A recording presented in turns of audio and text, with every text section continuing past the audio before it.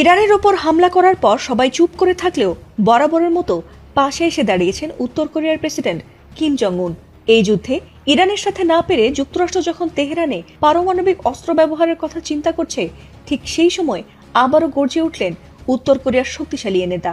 আর এরপরই ট্রাম্পকে শিক্ষা দিতে সরাসরি আমেরিকায় আঘাত হানতে সক্ষম এমন আন্তঃমহাদেশীয় ক্ষেপণাস্ত্র ছুড়লেন কিম জং উন।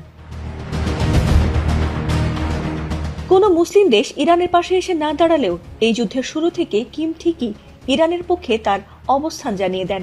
আর কিমকে পাশে পেয়ে আরো বিধ্বংসী রূপে যুক্তরাষ্ট্র ইসরায়েলে ধ্বংসযজ্ঞ চালাচ্ছে সাহসী মুসলিম দেশ ইরান। তবে এই যুদ্ধে ইরানের সাথে ট্রাম্প কোনোভাবেই কুলিয়ে উঠতে না পেরে পারমাণবিক অস্ত্র যখন ব্যবহারের ষড়যন্ত্র চালাচ্ছে, এমনকি স্থল অভিযানের কথাও জানিয়েছে তারা। আর ঠিক সেই কারণেই বন্ধুদেশ ইরানকে রক্ষায় আবারও নতুন করে গর্জে উঠেছেন কিম জং উন।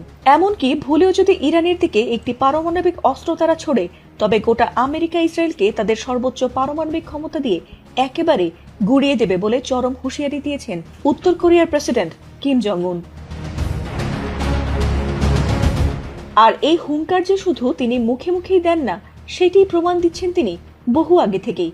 সেই ধারাবাহিকতায় কয়েক দফা শক্তিশালী ব্যালিস্টিক ক্ষেপণাস্ত্র ছুড়ে ইতোমধ্যে আমেরিকাকে সাবধানও করেছেন তিনি। আর এবার ট্রাম্পের মনে ভয় ধরাতে নিজের দেশ থেকেই সরাসরি আমেরিকার বুকে হামলা চালানোর মতো বড় ক্ষেপণাস্ত্রের পরীক্ষা চালিয়েছে কিম জং উনের দেশ উত্তর কোরিয়া। এ নিয়ে দেশটির রাষ্ট্রীয় সংবাদ মাধ্যম KCNA জানিয়েছে, নতুন ও উন্নত প্রযুক্তির একটি রকেট ইঞ্জিনের সফল গ্রাউন্ড টেস্ট সম্পন্ন করেছে উত্তর কোরিয়া।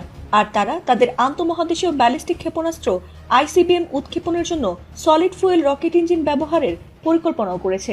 আর এই ধরনের ইঞ্জিন ব্যবহারের ফলে উৎক্ষেপণের আগে দীর্ঘ প্রস্তুতির প্রয়োজন হয় না এবং অত্যন্ত দ্রুততার সঙ্গে ক্ষেপণাস্ত্র ছোড়া সম্ভব হয়। এছাড়া এই গ্রাউন্ড জেট টেস্টে আধুনিক কম্পোজিট কার্বন ফাইবার উপাদান ব্যবহার করা হয়েছে। আর এই ইঞ্জিনটির সর্বোচ্চ থ্রাস্ট বা উৎক্ষেপণ শক্তি নির্ধারণ করা হয়েছে 2500 কিলোটন। গ্রাউন্ড টেস্টের মাধ্যমে মূলত রকেটের ইঞ্জিন ও জ্বালানি স্থির অবস্থায় রেখে সেটির কার্যক্ষমতা যাচাই করা হয়। তবে এই পরীক্ষাটি ঠিক কবে এবং কোথায় চালানো হয়েছে সে সম্পর্কে সুনির্দিষ্ট কোনো তথ্য প্রকাশ করেনি পিয়ংইয়ং।